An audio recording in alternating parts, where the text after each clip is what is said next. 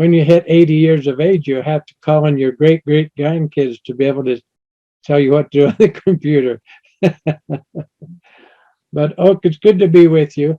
Let me just share with you that over the years since coming back from Vietnam, I came home very much in love with America, but very confused about it. I couldn't figure out why, when we came home, we were treated so bad as Vietnam vets. Why they were using their called freedoms to be able to burn down cities and to destroy and everything and burn the flag because they loved America. And well, I was confused. And so I said to my father-in-law, I said, what's happening? And he said, people tend to behave according to what they believe.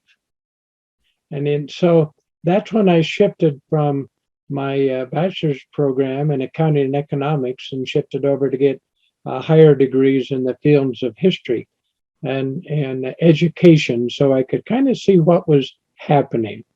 In doing that, I also was intrigued with our founding fathers. What motivated them? And I had not found that in many of the colleges, many of the places that I was studying and schooling. They told me what happened, but didn't tell me the whys. And so today I'd like to talk a little bit about that, if it's all right. And if any of you have comments or questions, why, please let me know. But you'll notice that we're talking about America's manifest destiny from the viewpoint of the founding fathers. And their belief is a kingdom which will never be destroyed. Daniel chapter 2, verses 44 and 45. This intrigued me because I didn't understand that scripture, etc., until I had been over to the Holy Land on a number of occasions and trying to figure out what the belief was with that. So if you'll take the next PowerPoint there. One of the great teachers on this one is a wonderful minister that a lot of you might know, David Barton. And if you don't have a copy of his Founder's Bible, you're going to want a copy. It is fantastic. And it goes through the feelings of the founding fathers pertaining to the Bible and just documents it. It's just a wonderful presentation. But let's do a quick summary of their beliefs, and then we'll get into how it ties into Daniel's interpretation of Nebuchadnezzar's dream. Okay? Next. Today we tell the founding fathers' story of their beliefs in this great land that they were helping to settle and establish. We do not have to agree with their beliefs, but removing them from history robs us of the understanding their motivation for dedicating their lives, their fortunes, their sacred honor in order to build the first free people in modern times.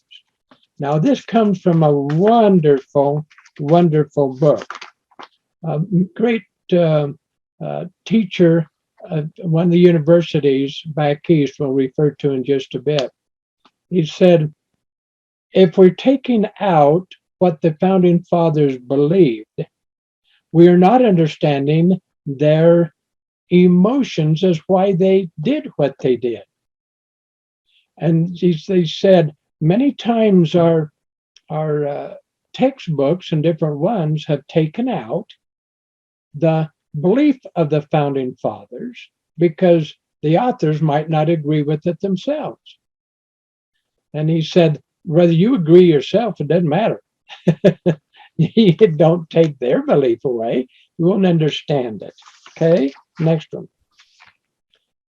Now, the America was looked upon by the founders all the way back and even now as viewed as a stepping stone for freedom to go worldwide.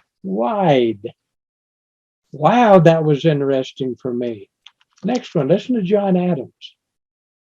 I always consider the establishment of America with reverence and wonder, as the opening of a grand scene in design in Providence for the illumination of the ignorant and the emancipation of the slavish part of mankind all over the earth.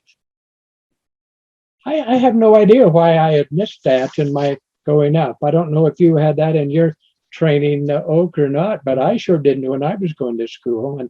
And the concept that what they were doing is for the whole earth and why they believed that. Next one. A great clergyman, Andrew Burnaby, said, an idea, strange as it is visionary, has entered into the minds of the generality of mankind that empire is traveling westward, and everyone is looking forward with eager and impatient expectation to the destined movement, when America is to give the law to the rest of the world. Why in 1790? Now remember, we didn't even have the Constitution until 1789. But clear back in 1790, the clergy was talking about America, and the laws that will have the form of government would go to the rest of the world. And I asked myself the question, do you ever talk to yourself, Oak? Yeah, too much. Yeah, me too. So I said to myself, self? Why were they motivated clear back in 1790 to think that what was coming from America would go to the whole world? That was intriguing. And so I just simply asked the question, next slide. Where did the founders get these ideas? So now this was the research that took me in this country, as well as some others, including the Holy Land, to even understand. Next one. For many, it began with the prophet Daniel's interpretation of Nebuchadnezzar's dream. Now, you might remember that when Nebuchadnezzar was taken over Babylon and was in control of what we now call the area of Israel, the king wanted to find out if any one particular group of individuals had a greater temperament and IQ for leadership. So he sent his people around all over the countries and got a number of young people, brought them up to be schooled together, trained together, fed everything together, and be able to see if any one particular group had any special gift within their genes for leadership. And some of you remember that Daniel was one of those, along with Shadrach, Meshach, and Abednego, that would be taken up there. And they became tremendous leaders and demonstrated their great ability. But because they were from a different part of an unpopular part of the world, some of the other leadership didn't accept them. But they were some of the administration. Now, Nebuchadnezzar has a dream. And a lot of you will remember this. It's a very interesting one. And when he dreamed it, he couldn't remember it. He didn't know what it was. He just remembered it was important. And he went to his leadership and he says, I want you to know, tell me what the dream was and why it was important. And their leadership said, we don't have the slightest idea. Tell us the dream, I'll tell you what it meant. He said, I can't remember. He said, well, do it or you're all going to die. And so they couldn't come up with it. And so one day a knock comes at the door where Daniel and Shadrach, Meshach, and Abednego are. And they said, open the door, and there's a guard. And he said, come out and be killed. And then Daniel said, what's this all about? And they told him that the king had had a dream and nobody could interpret it.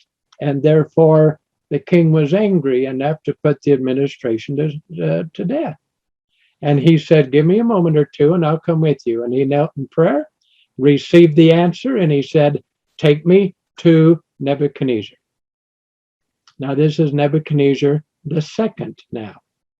Now he comes to Nebuchadnezzar and he says, I know your dream. He said, tell it to me. He said, nope. He said, you gotta tell me. He said, I'll tell it to you if you'll do specific things.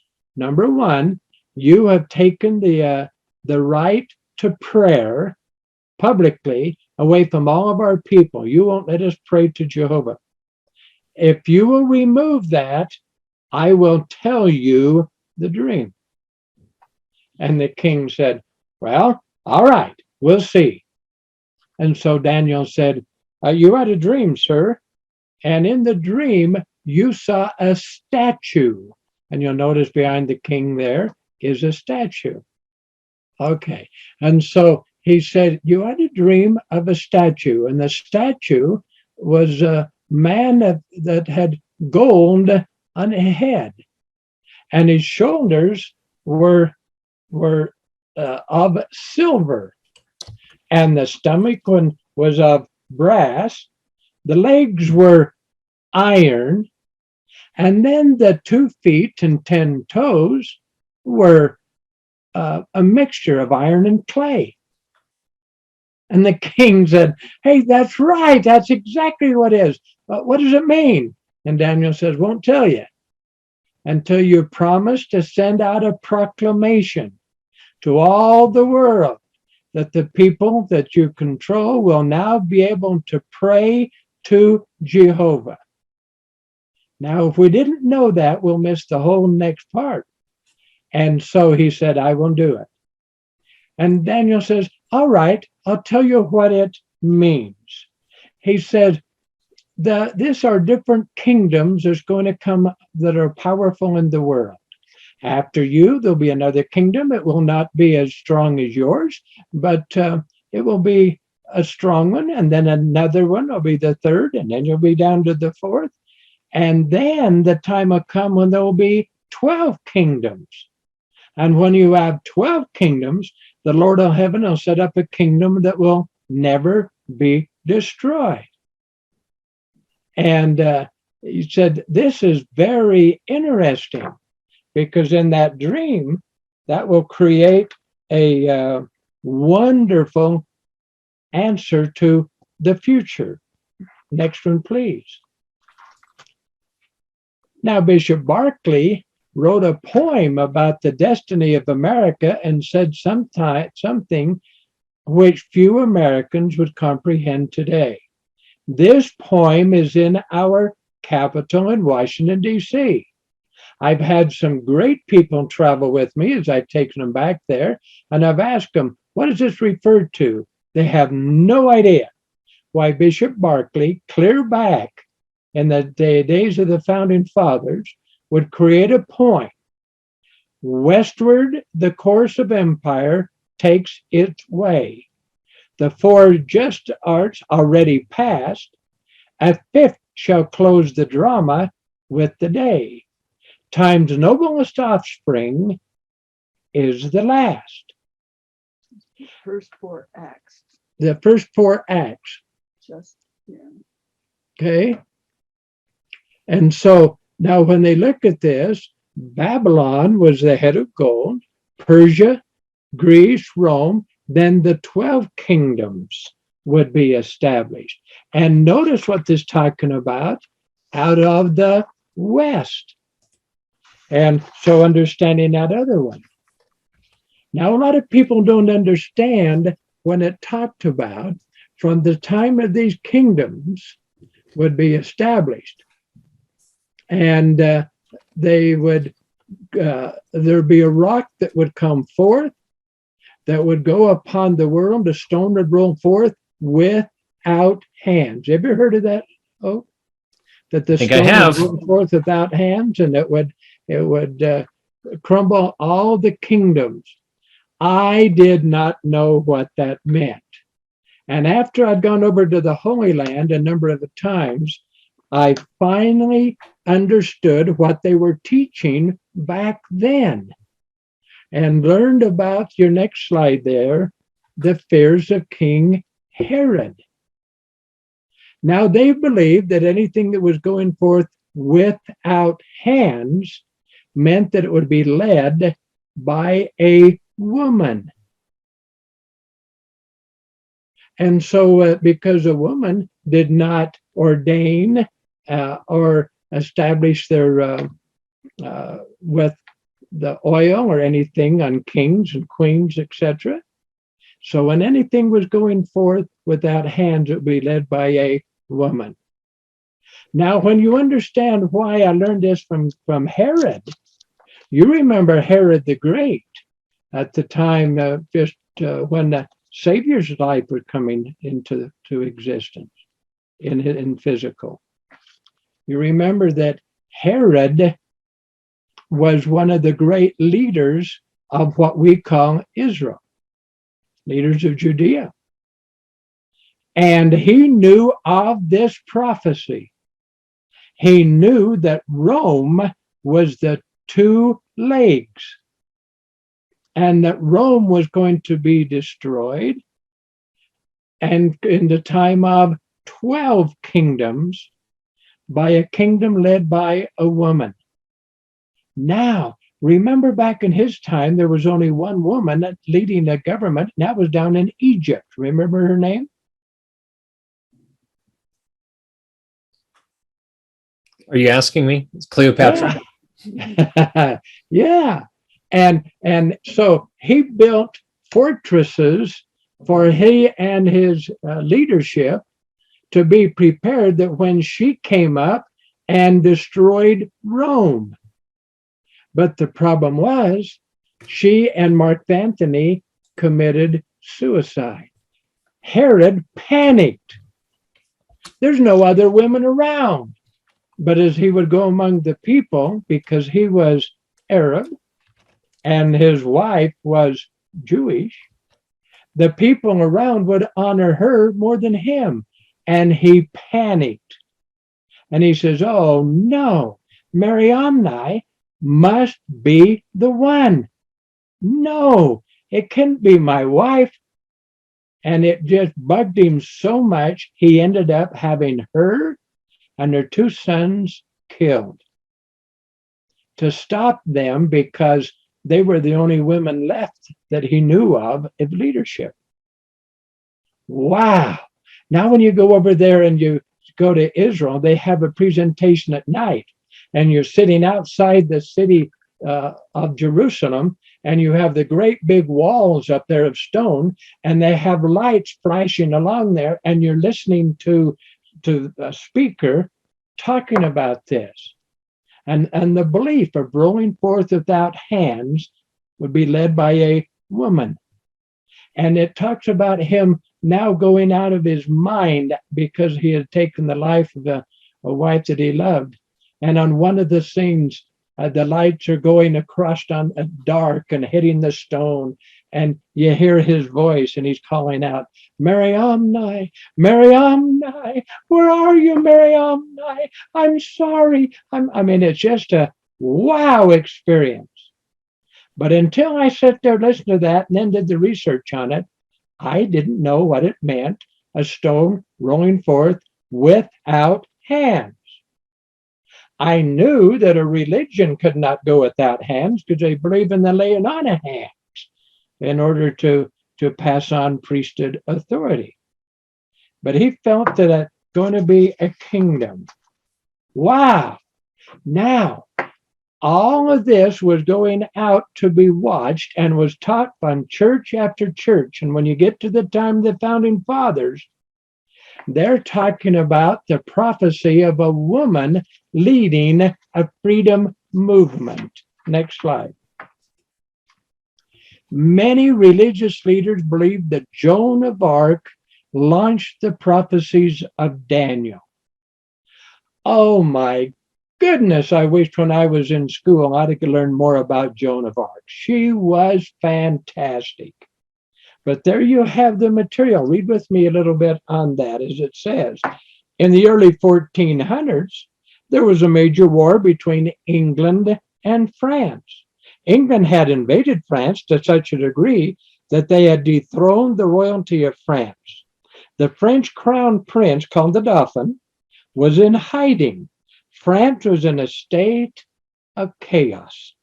Little did the people know that they would soon be rescued by a teenage girl who would be given the power from God to liberate the entire country. I had no idea that's what they're being taught. Now, when I was doing a lot of research, I couldn't find all the information I was looking for until I was able to study the second trial. Now, we all know, as I will tell in just a few minutes, that Joan was burned at the stake very young. She was only about 19. And she'd had wonderful visions and everything and powers given to her. And she was burned at the stake for being a heretic. We'll talk about that. And then when you go through, you'll say, well, it doesn't give all the details.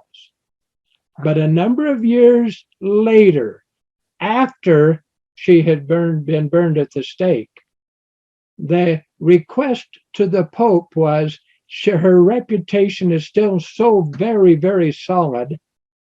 Let's have a second trial, because their religion believes that whatever is sealed on earth is sealed in the heavens. Whatever is loosed on earth will be loosed in the heavens. Now, she had been condemned and was put to death because of what she did in religious practice, that they called her a heretic, and because they called her a witch. Now they would have a second trial. And in the second trial, it has a whole different explanation.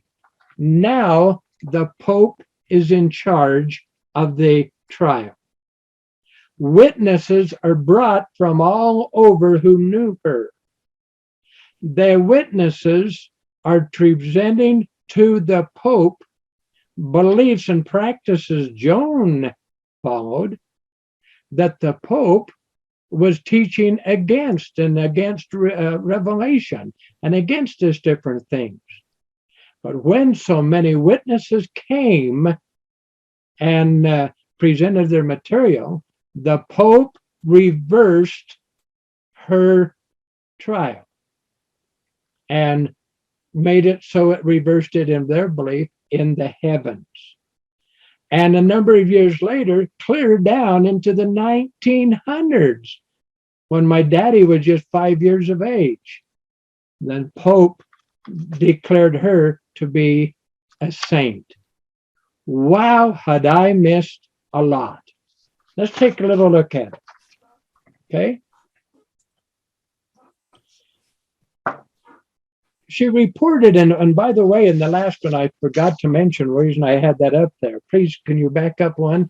Mm-hmm. Notice down at the reference, as recorded in the New Advent Catholic Encyclopedia. Okay? So people have asked me, Dr. Kimber, where have you been able, can we find more information on that? That's where you have the second trial. All the minutes, the background, what was presented, etc., that is in there. Wow. And according to that, she was probably born the 6th of January, 1412. Died 30th of May of 1431. Oh my goodness. What a thing. Notice it was only 19 years. Okay.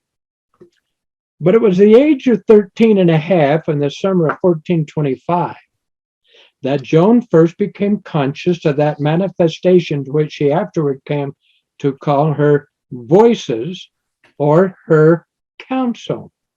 It was at first simply a voice, she said, as if someone had spoken quite close to her. But in time, a blaze of light accompanied the voice. Later on, she clearly discerned in some way the appearance of those who spoke to her. Now, this is an interesting one again, that I asked the question, how would she recognize who they were? And she said that when they appeared in light, in the glorious light, they introduced themselves. And when they did, in her religion, they had a term of great reverence, which was saint. So she said, later on, she clearly discerned in some way the appearance of those who spoke to her. She recognized them individually as Saint Michael, and we know from ancient writings they believed that Saint Michael was Adam, who was accompanied by two other witnesses. Every time he appeared, he had two other witnesses with him, Saint Margaret, Saint Catherine, and others, one of which she called the angel. Joan was always reluctant to speak of her voices. She said nothing about them to her confessor, or constantly refused at her trial to be tricked into explaining or describing the appearance of the saints, nor would she explain how she recognized them. Nonetheless, she told the judges, I saw them with these very eyes, as well as I see you. Later, to her friends, she had explained to them that they appeared and introduced themselves. Okay? But by May the 1428, she no longer doubted that she was bidden to go to the king to help the king. The voice became insistent. Meanwhile, the military situation of King Charles and his supporters was growing more desperate. Orleans was raided 12th of October, 1428, and by the close of the year, complete defeat seemed imminent. Joan's voices became urgent, even threatening. It was in vain that she resisted, saying to them, I'm a poor girl. I do not know how to ride or fight. The voices only reiterated, it is God who commands it. Yielding at last, she left Domremy in January 1429. Wow. Now I have a whole bunch of material, and I know, Oak, that it's hard to get through with everything in the time that we have, but if individuals would want to, any of you want to get copies of this, we have all the things about Joan in great description that we got from this wonderful encyclopedia that was released not many years ago. And we have that available in our Healing of America seminars. But some of the things that were fantastic is that Joan, number one, had miracle after miracle where they told her, the voices had told her what she was to do. Number one, she was to wear men's clothing, tied on in a certain way that would be able to protect her virtue. And we were able to find that on more than 14 occasions, she was attacked by wicked men who tried to take away her virtue, but they were not able to. But back then, remember that when women dressed in men's clothing or men dressed in women's clothing, it was known as a heretic. It was called cross-dressing. And there was a death penalty for cross-dressing among the people of the religion then. But she did it, and she was told by Saint Michael to wear her clothing that way and promised her she'd be protected, and she was. Now, another thing that happened is that when they said they're trying to teach her how to use a sword, they went and got one, and she said, no, the voice had told me you're supposed to go to St. Catherine's Church, and underneath the podium, lift up the floor, and underneath there you'll find a sword that I'm to use. Go get that one. And they went there, found the sword. I mean, it was one thing after another. When she went in to meet the crown prince, he said, we'll trick her and make sure she's just not fooling us. So he had his servant put on the royal clothing. He put on the servant clothing. And when she walked in, she looked all around and saw the true one and walked right over to him in the clothing and addressed him. And then she, quote, gave him a sign, a religious sign. And what that sign was, she never revealed, neither did the Dauphin, the future king. They never did reveal it. But when she gave it, he knew she was called of God. That was very interesting. But now as she goes out and leads the people, when she gets to there, originally a military man would send his people in, and the leadership would stand back and watch the battle. She wouldn't. She said, "I will lead them in," and she did. And as long as she was their leader, they won. Now, when they finally freed Orleans, came and crowned the Dauphin, the prince, she could have gone home. And she said, "My only regret is I would like to talk with my mother and hear her voice one more time." But the men pleaded, "You must stay, you must stay. We're not through with the fight. You must stay." And so she prayed, and one of the voices came back and said to her, "If you stay, that's up to you, but it will cost you your life." And she had to make that decision and did. Now she led them in battle. She had been wounded, and it took them a number of months for her to heal enough to be able to heal from the wound from an arrow. And then she led them again. And when they got into one area, for some way, because she was in front of them and she was retreating, going backwards into a castle area, the bridge, the drawbridge, was drawn up too soon and trapped her outside. Now she and just a few others were outside. Now she was captured. She'll now go through the trials and what she would go through. It was an oh my goodness experience that she was going through with that one.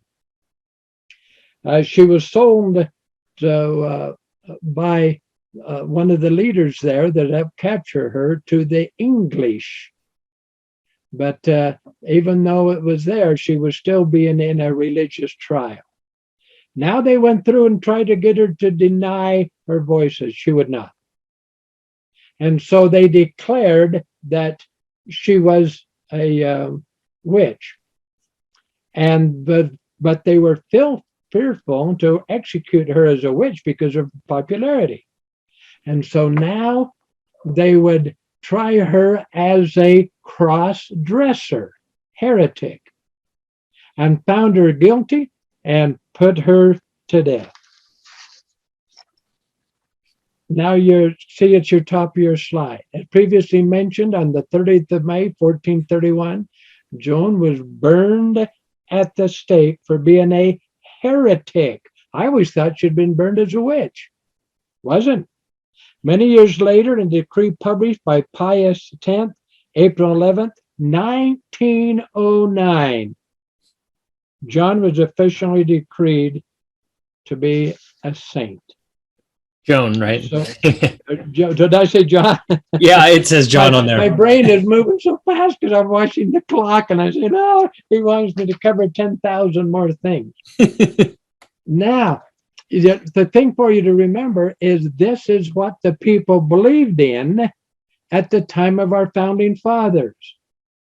The other miracle they believed in was that happened just a few years later, when another young person started hearing voices and seeing it. That's your next one. That was 1492. That was Columbus. And wow, have I found some marvelous, marvelous research done on Columbus. Thanks to a wonderful, wonderful minister. Now, I'll read through this very quickly because I know that you might have some questions on it. But to the rulers of Spain, Isabella and Ferdinand, Columbus said, I come to your majesty as an emissary of the Holy Ghost. It is the Lord who put into my mind, I could feel his hand upon me, the fact that it would be possible to sail from here to the Indies. All who heard of my project rejected it with laughter, ridiculed me. There is no question that the inspiration is from the Holy Spirit because he comforted me. For the execution of the journey to the Indies, I did not make use of intelligence, mathematics, or maps. It is simply the fulfillment of what Isaiah had prophesied. Now, this is what he gave to Isabel and Ferdinand when he was successful. And how he was successful, wow, a whole different thing. And if time permitted, I would love to go through a lot of details on that one too. But the next one talks a little about Isaiah's prophecy. And you'll notice down at the bottom, to the place of the name of the Lord of hosts, the Mount Zion.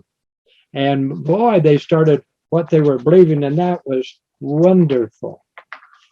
Now, next page, I don't know how many of you have had an opportunity to remember Peter Marshall.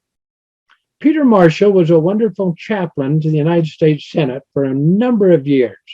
He was madly in love with America. And they have done a video. I would love to have everybody listening to me to go out and get a copy of it. It's called The Man Called Peter. And it's the story of Peter Marshall. And his whole wonderful presentation as he went and did the a lot of the stories and research and everything on the founding fathers. When he passed away, his son, Peter Marshall Jr., which picture you see there, was only 12. And he wanted to know why his dad so loved Christopher Columbus after all the different things that we talk about. So he and a friend of his by the name of David, they went and did a whole bunch of research on Columbus and produced a book called The Light and the Glory. Oh, get that if you can. I was lecturing at Oral Roberts University on a Friday and a Saturday. And after I lectured Friday night, I came back on the course on Saturday, and a man came up to me and handed me a copy of this book. He said, Reverend so-and-so, a minister of the Methodist Church where I had spoken and was a good friend, he said, show this to Dr. Kimber and see if he's got a copy. If he doesn't, give him this one. I said, I've never seen it. Thank you, thank you. Boy, I went home and studied it, and wow, did I learn about Columbus. Okay. Dr. Kimber, I'll just insert after the seminar you did a few weeks back, and you mentioned this book. I'd never seen it before, and I got a copy of it on my Audible account and listened to it and was completely fascinated. I've never on my Audible while I'm driving, listening to stuff, hit my bookmark button so many times. I was like, I've got to come back to this. I've got to come back to this. It is an amazing book. And I thought it was very fair in its presentation. And I don't know how much you're going to go into others. Are you going to continue on this story, or should I mention something now? Well, you can if you want to. I was going to go a little bit, but mention it. Okay, well, I'll just mention, I thought it was fascinating and very instructive because he blends together the notion that Columbus was led by the Holy Spirit to do what he did, but some of the negative things I thought were fairly portrayed in that after he had accomplished some of the things that the Lord led him to do in discovering America, his heart may have been turned to some of the riches and the things that his men were focused on, and maybe he lost sight of some of that initial vision, which kind of reminds me of many stories out of the Old Testament, or almost tragic stories. I think he was an instrument in God's hands in doing what he did. Yeah. But I thought it was a pretty fair and balanced treatment of Columbus, where we today in schools only hear the negative. Yeah, good, good. Thank you. When Reverend Don Sills and I went through that and studied that book, we said, wow, look at all the things that they talked about being tremendous things. He went back and did original research on the original material. Then when he picked up the last part, he was quoting the modern people and that whole background story. And so we gave a lot of documentation and material. But Reverend Don Sills, who was a friend of Peter Marshall, took them back and gave it to him to be able to show that more well, a lot of money, hundreds of thousands of dollars, were paid to have historians make up those lies about Columbus. So we went through and added that one, and that's why you'll really enjoy. So thank you for bringing that up. And yes, you'll be able to see a lot of that. Next one, please. An avid reader of Scripture, Columbus firmly believed that he was to fulfill Christ's admonition as found in the book of John in the New Testament. Another sheep I have which are not of this fold, them also I must bring, and they shall hear my voice, and there shall be one fold and one shepherd. Wow. As he started that one, and we're reading there, and his son says, I never heard my daddy ever profane and never said anything there. And he prayed every hour. When he get up in the morning, when the sun came up, he prayed, and then he would pray every hour throughout the whole day. And very interesting. Now we'll go through right quickly, just a summary. You have your 1600s, you have your first English colonies in Jamestown, what they were believing in and what they did. Your next one. You have your King James Bible was translated to English 1611.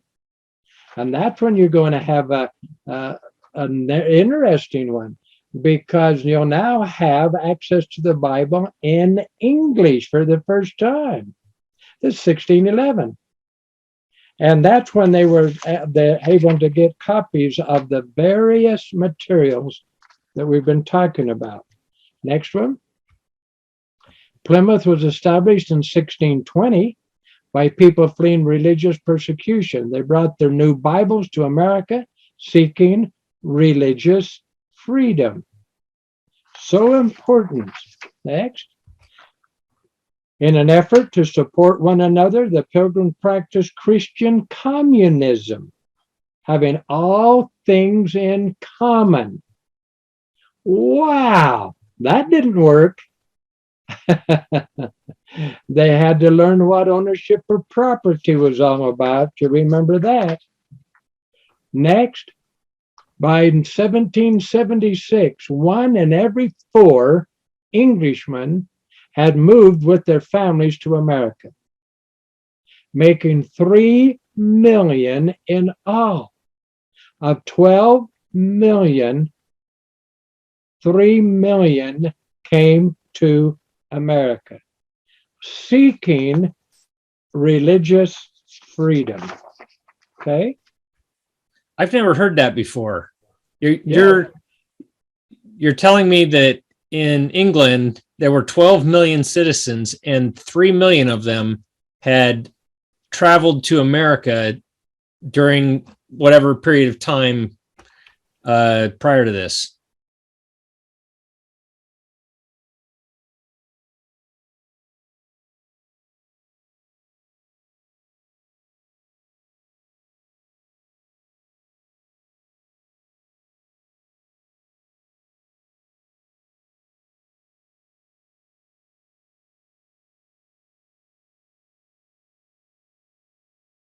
And then why did this have such a great impact on England?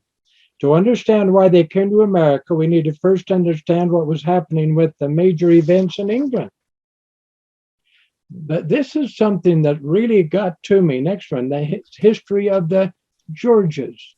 Around 1700, the English Parliament suddenly realized that all the immediate heirs to the English throne were sympathetic both in religion and politics with the King of France, which was what? What religion? I'm not 100% sure. They were Catholic. Okay. France was Catholic. And by this time, England had been declared themselves independent from the Catholic Church. And so in the Settlement Act that they performed in England of 1701, ordered that no further person could become ruler of England unless he had descended through a granddaughter of James the First. Her name was Sophia, and Sophia had married an elector of Hanover, Germany. And Germany were Protestants. Okay? We call them now Protestant. And so they said they had to come from there so that the leadership would not be Catholic. And so when Queen Anne died, next one, when Queen Anne died in 1714, George the First, Elector of Hanover, became the King of England, though he was German. And he came over, and they looked down on England at that particular time. He could not speak English. It wasn't very, very good. He did not like that at all.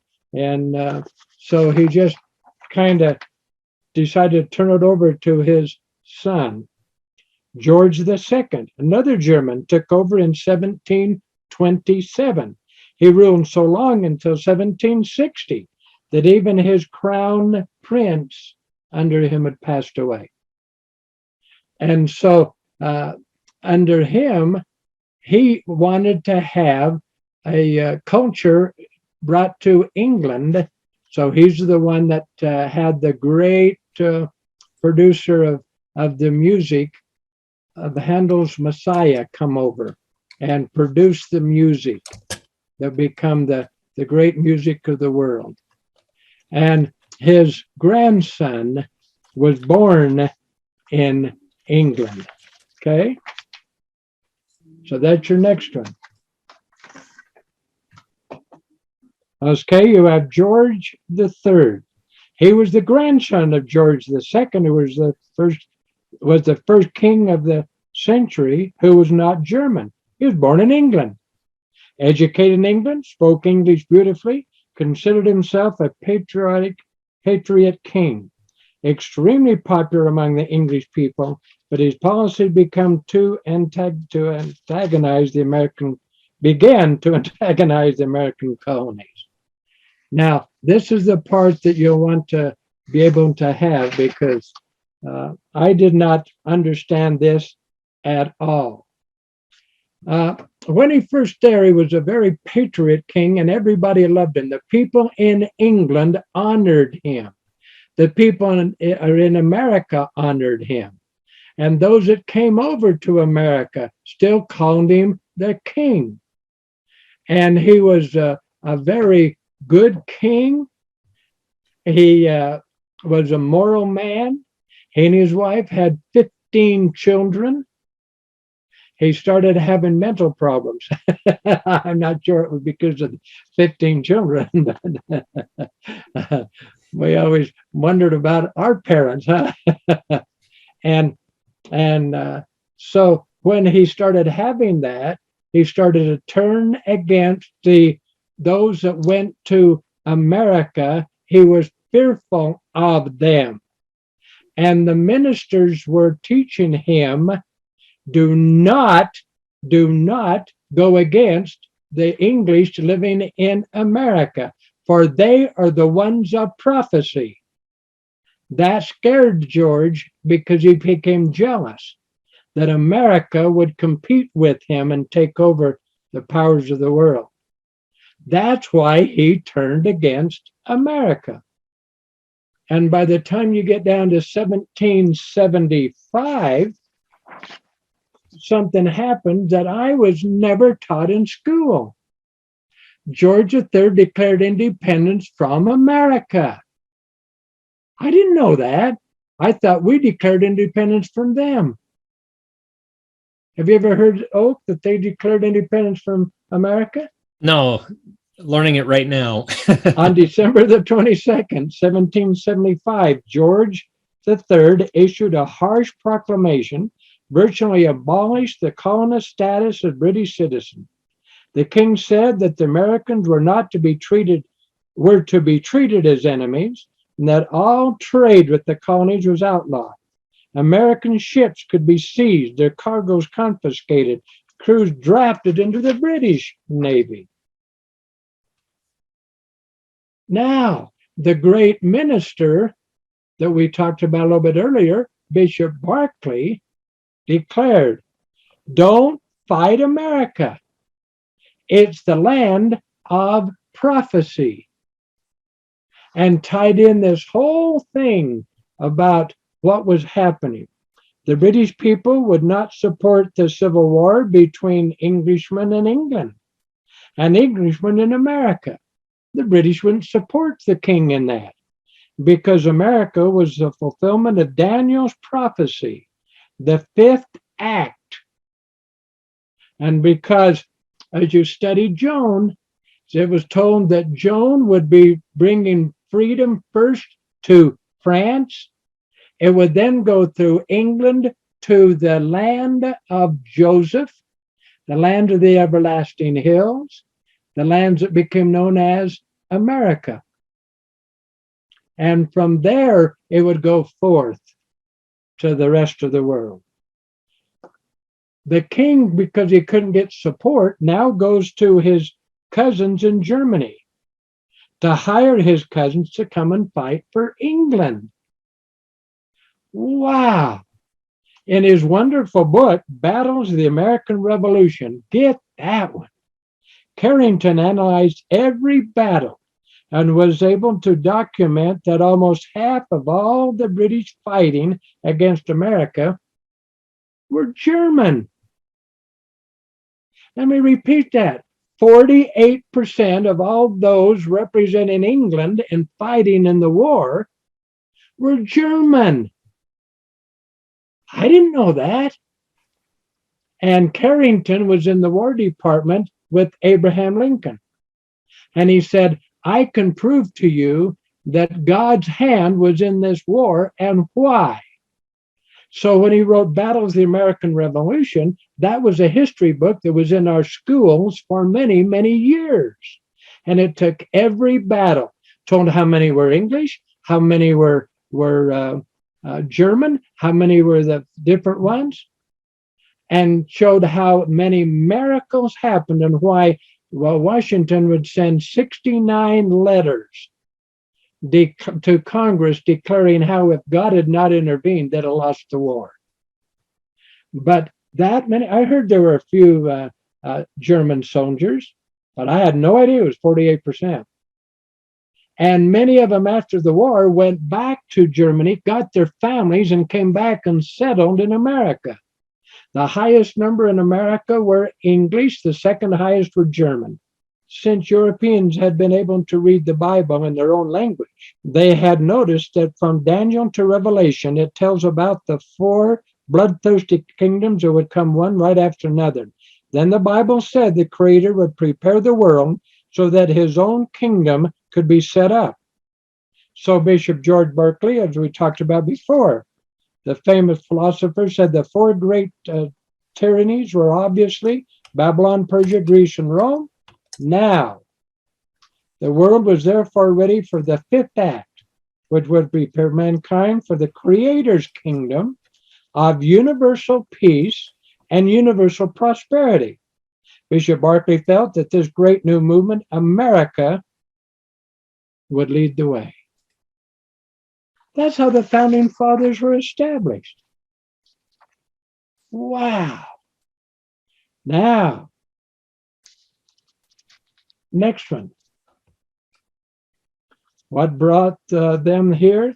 Because of the teachings of their religious leaders, as well as their own studies and prayers. The English colonists came to America with a sense of divine destiny, sometimes called manifest destiny. I had always heard that term. I'd have read it from the founders all the time, but I had no idea where that it came up from.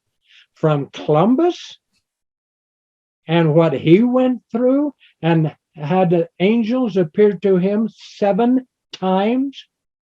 The angel appeared, and the last time the angel appeared to Columbus, not long before he passed away, that countered all of that back stuff that the other people had put in their history books.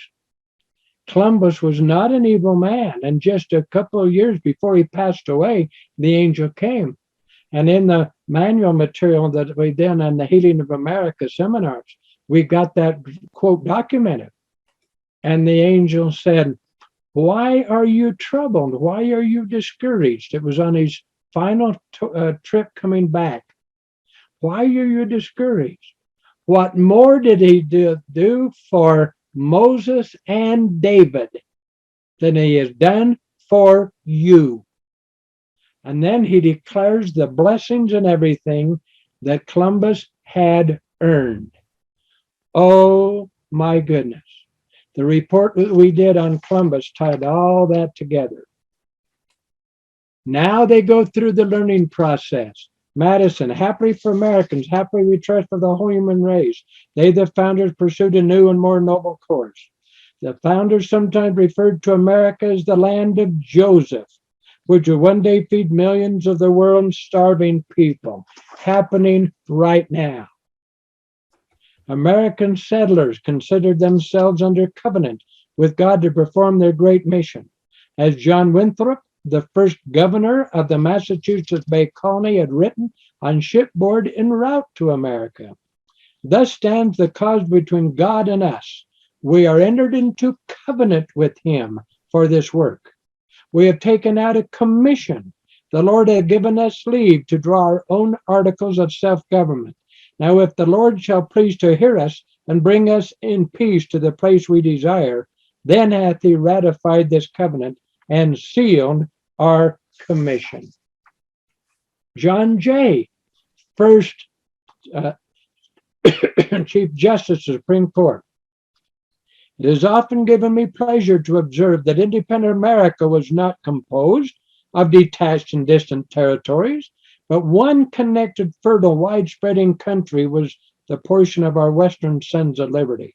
With equal pleasure I have as often taken notice that Providence had been pleased to give this one connected country, one united people, a people descended from the same ancestors, speaking the same language, professing the same religion, attached to the same principles of government." And they were called Christian religion. "Very similar in their manners and customs, and who by their joint counsels, arms, and efforts, fighting side by side throughout a long and bloody war, have nobly established their general liberty and independence."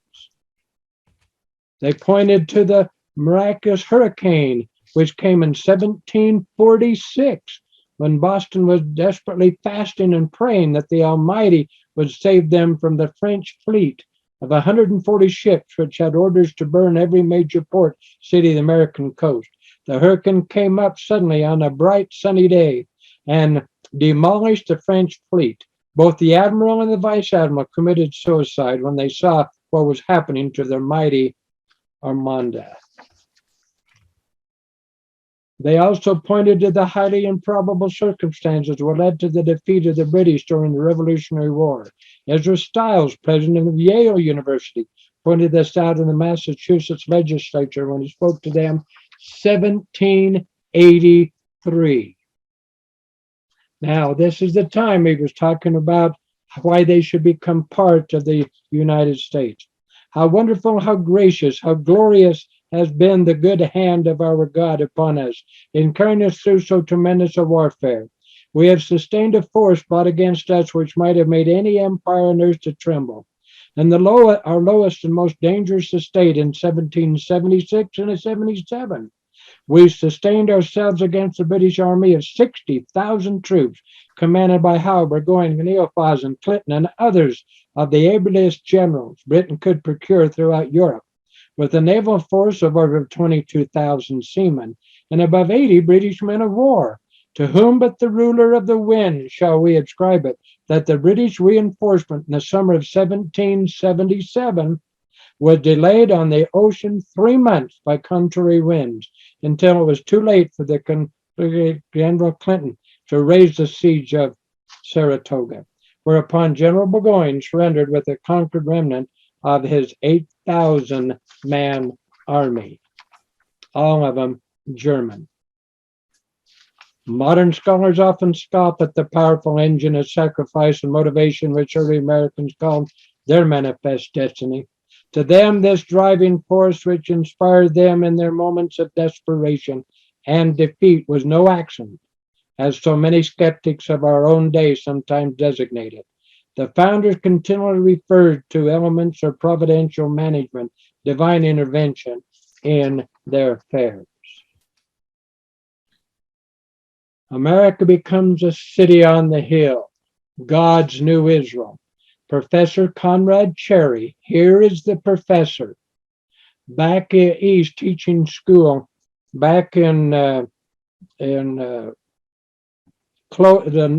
Northeast. He wrote a book called God's New Israel, and that was done in 1971. 1971. And here this great historian said, throughout their history, Americans have fancied themselves a new Israel, a people chosen for an awesome responsibility, of serving as a light to the nations, a city set upon the hill. He describes their mission. The belief that America had been providentially chosen for a special destiny has deep roots in American past, and it by no means a belief that has been given up in this secular age. It is at the heart of the attempt of contemporary Americans to understand their nation's responsibility at home and abroad. Geographically, it was believed that the Commonwealth of Freedom would eventually encompass the entire North American continent, and they had held this to this view in spite of the claims of England, Russia, France, and Spain to parts of the territory. In contemplation of the great mission, early Americans often referred to North America as, quote, a promised land.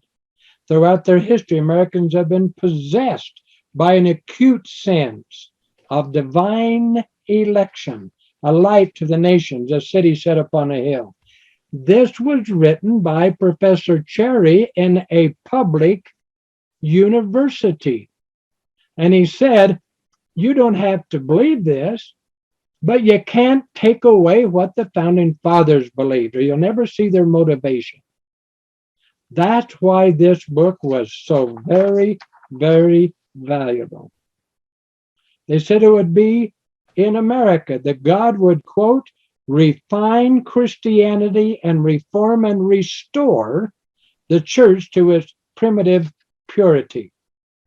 Jonathan Edwards and Ezra Stiles, president of Yale University, taught that it would be from America that God's true Christian religion would go forth to the nations. How about that? It is impossible to understand the thinking or actions of the American founders without a deep appreciation of their sense of destiny and the divine aid which they felt they continually received in accomplishing their task. And our final comment that we would have there is this next 2 pages. The American founding fathers were as vigorous in their pronouncement of Americans' providential destiny as any clergyman. Benjamin Franklin, Thomas Jefferson, and John Adams were never so rationalistic or deistic that they envisioned God as a watchmaker who simply wound up the universe and then let events take their course. Their God was intimately involved in the events of American history. Divine providence was the force that moved the United States to liberty. Eventually, providence would, through the example of the United States, direct the world to the same end. As far as population was concerned, they predicted that within a century, the United States would expand from its original 3 million to 50 million. John Adams said he looked forward to the day when the American Empire would have a population of between 200 and 300 million freemen.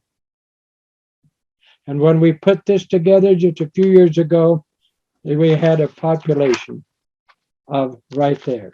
All of this helps us to understand why in 1776, America declared to the world why she must remain independent from England and all other nations to keep its manifest destiny. Okay? And then you have the wonderful declaration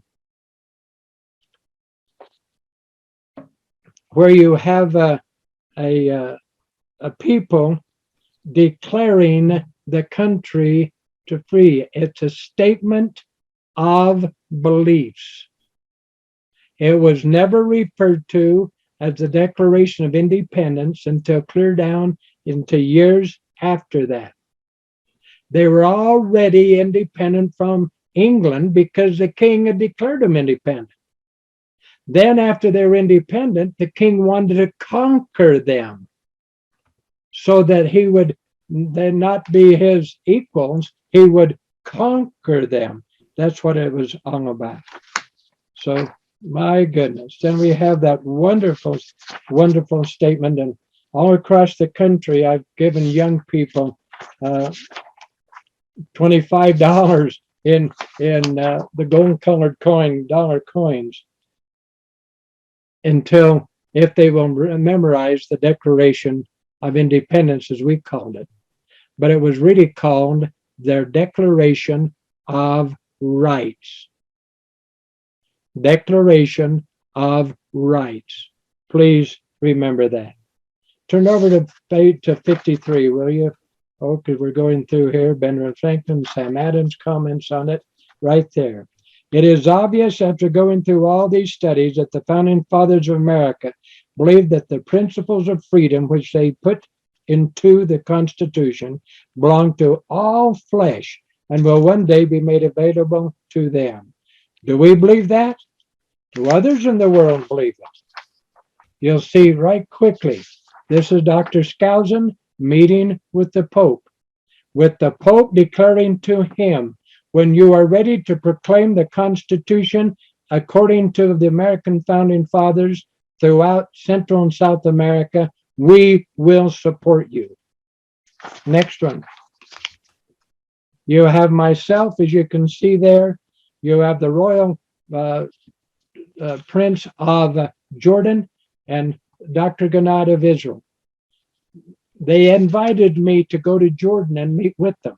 The royal family of Jordan entreats America to exploit its constitutional principles of good government, to export it and bring it all over the Middle East, which is, oh my goodness. What shall we do to get ready to restore America to its great strength and export freedom throughout the world? Former Secretary of Agriculture Israel Taft Benson suggested we do 4 things. 1, we must teach our families and friends that freedom is a gift from God, not government. 2, we must make quality family life a high priority. Number 3, we must learn the Constitution from the viewpoint of the founding fathers. Number 4, we need to get involved in strengthening our communities and our nation. And conclusion, remember to stay optimistic, for in the last chapter, the Lord wins. And when you study America in history and prophecy, you'll see the Constitution will never be destroyed completely, and the United States will not collapse. It will not happen. And when it says in prophecy that if my people who are called by my name will repent of their sins and go ahead and talk about what's going to be happening, the Lord said, I will heal their land. And it will happen in the not too distant future. 1 hour, 15 minutes. That's great. Thank you so much. I probably went a whole different direction than what you originally wanted, but No, not at all. That was great. If anybody has questions, please drop them into the Q&A section. I've got a couple questions for you to get things started. I also want to just mention about that book by Peter Marshall, The Light and the Glory. I jotted down one of my favorite quotes from the book when I went back through it. And so this was in August 1774. William Prescott led the men of Pepperell, Massachusetts, to deliver loads of rye, telling Boston's inhabitants, quote, "We heartily sympathize with you and are always ready to do all in our power for your support, comfort, and relief, knowing that Providence has placed you where you must stand the first shock.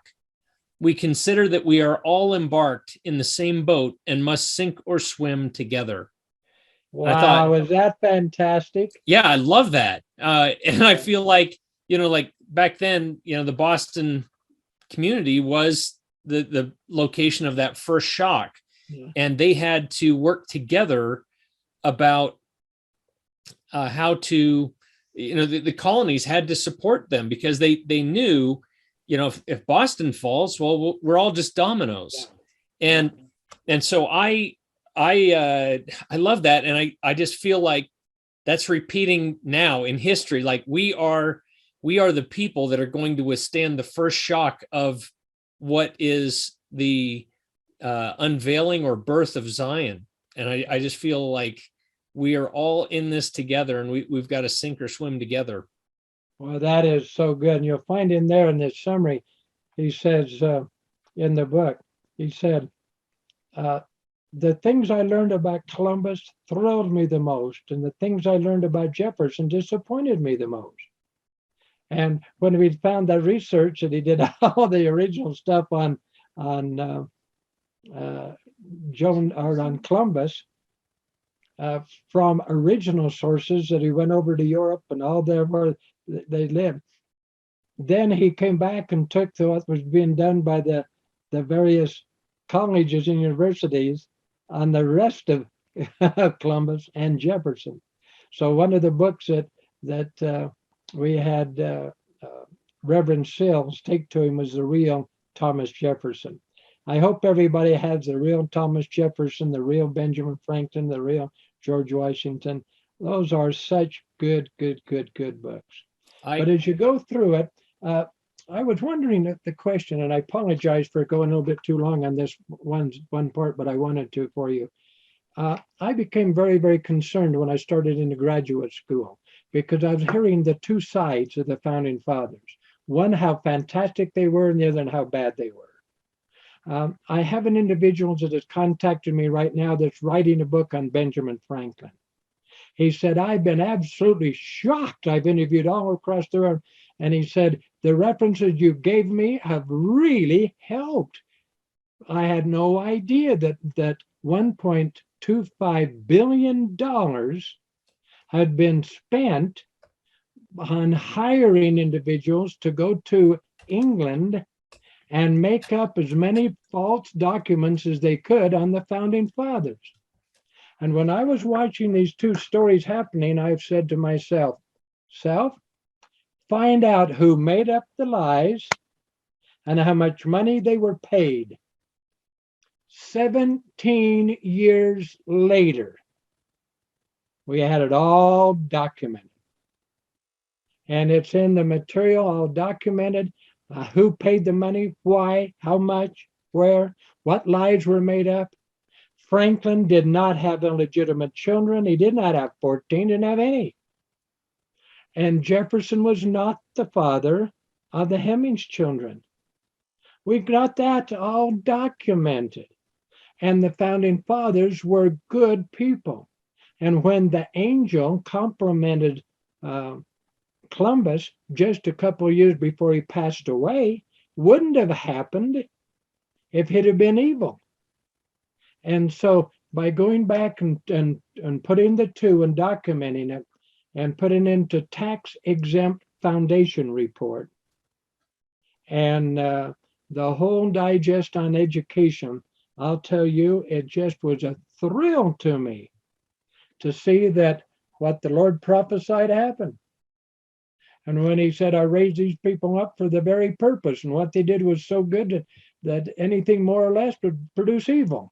I mean, it was great for me to be able to really find these magnificent men and women who they were. Yeah. So we've got a couple of questions here, and I want to kind of lead this off with a question. And I so appreciate the work that you've done over the years to learn and teach these things, and be able to come on today and share them, because it's just so critical at this moment in time. I feel so strongly about where we are in the prophetic timeline of things, and that, we're here for a reason, and we have to know the Constitution and have a genuine love for our founding fathers in what their motives were, because they easily could have set up a monarchy and said, we are the noble, lines. And they could have, but instead they looked to the Bible and God's law and gave us a republic that would enable all of us to remain free and just preserve our rights, the individual rights that each of us have. So what my question is, this goes back to Joan of Arc. And I know somebody has asked a question here about a good book to read on about Joan of Arc, and maybe you can recommend that here in a sec. But my question is, her role, as you've described it, as beginning the stone cut without hands out of the mountain.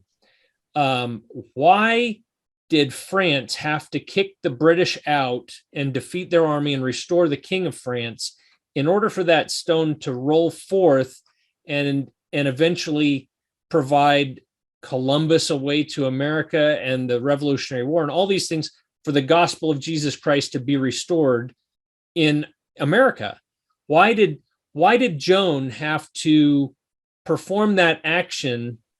Was it to diminish the British? Would they have moved right through France into Spain and Portugal, which would have prevented Columbus maybe from coming to America and fulfilling that role?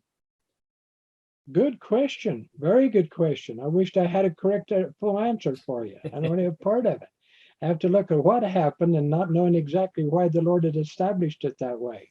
But there was something about, remember that England had become so very, very powerful that they said that the sun never set on the British Empire. Remember that? Yep.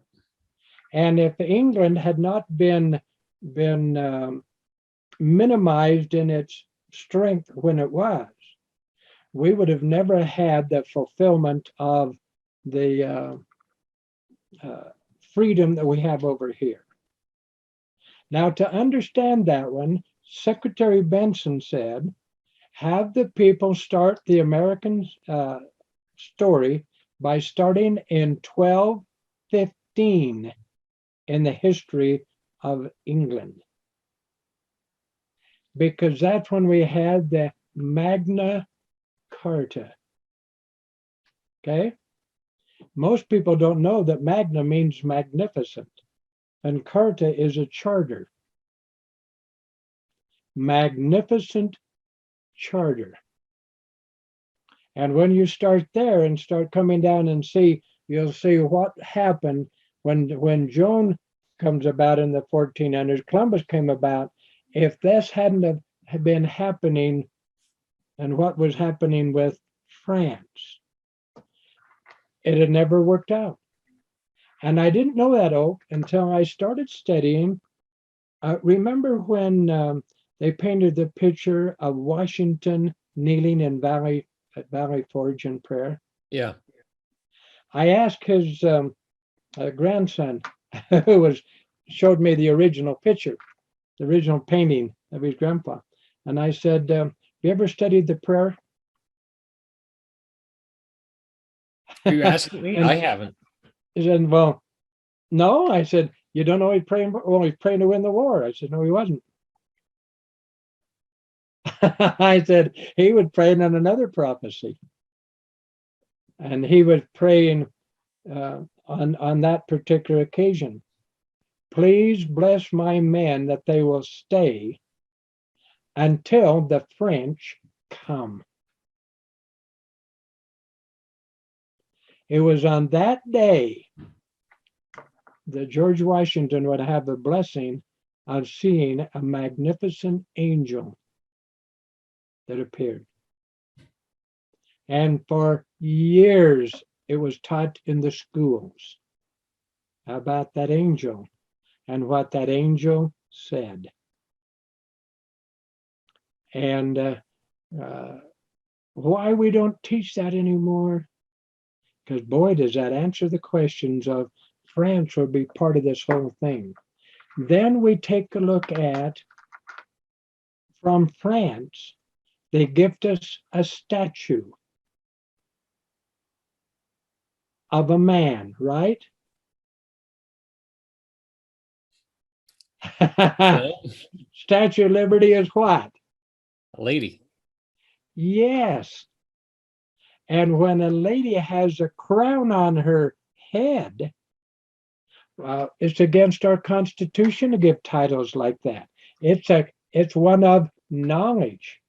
And each of those spirals going out represent mountain tops. It's revelation of freedom that will go to the world. Give me your tired, your poor, your huddled masses yearning to breathe free. And a lot of people said, well, he was doing that with Cleopatra. That's what he was doing that for. Not when you go back and study it and study the Statue of Liberty. Oh my, there's so many things like that, isn't there, that we haven't had a chance to go into depth. And it's only taken me 50 something years in order to research it. So what would be, there's a couple of questions here about resources for people. One is a good book about Joan of Arc. And I've personally listened to Mark Twain's book on Yes. Joan of Arc, which I found completely amazing. And years ago, I didn't know enough about Mark Twain, and that he spent like 14 years in France researching that and called it his greatest work. And I listened to it, and I thought that was an amazing treatise on her. But what else could people turn to learn more about some of these things about Joan of Arc? Okay. Well, first of all, did you have something come up, or was it just on our screen? We came up with the weather of Salt Lake and everything. that must be on your screen. Let me get rid of it. Here, Julie, would you help me with that? We did a summary book that's on Christopher Columbus that I think that you would enjoy reading. We've had a modern author that has done a tremendous work on Joan, and one on Christopher Columbus. We have put a number of books out with references in them. Like we just gave you this PowerPoint today. We've got a number of books that I would recommend be considered. Okay. And I can't sell on Sunday, so that's not what we're.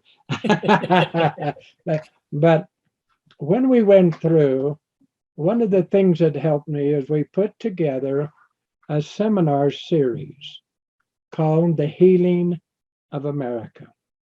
I'm sure you're aware of it. Mm-hmm. And in the first part, we have the whole material on God's hand in the building of America. All of the references, book material, background story of the founding fathers' belief, all of that is in that. Okay. So where should people go to access either the Healing of America series? I'll give it to just a second. Okay. And second one is is called the Lord's Charter of Freedom. It goes through the entire Constitution from the viewpoint of the Founding Fathers. Okay? The third seminar of the Healing America series takes the people through attacks on the Lord's Charter of Freedom. What's happened? What happened to the Constitution? How did we lost so much? How have we gotten a runaway government the way we're working with right now? And that gives the whole background. Then number 4, one of the most important that we could ever put together, is called The Healing of America. How to heal America permanently. In those 4 seminars, and they cost $20 per seminar per book, you get the reference to all of what we've been talking about today, all about the new books and everything out on Columbus, all of that about Joan of Arc and what was done there. And oh my goodness, it's got some wonderful things that people have done for us library wise. Now I'm going to ask my sweet wife Julianne if she's been sitting here listening to me, and whenever I would go in too slow, she'd tell me to move faster. So anyway, Julie, the best way for them to send in information requests is to go on the website and look at where? To purchase or to find out. Find out what we have or to purchase. Kimbercurriculum.com. Okay. Okay. Kimbercurriculum.com. Okay. What about just off the top of your head? Are there other good books on Joan of Arc that you are aware of that besides what Mark Twain wrote? Quest of a Hemisphere. Yeah, Quest of a Hemisphere. By Donzilla Crossboyle. Did you get that? Quest of a Hemisphere by Donzilla Crossboyle. Boyle.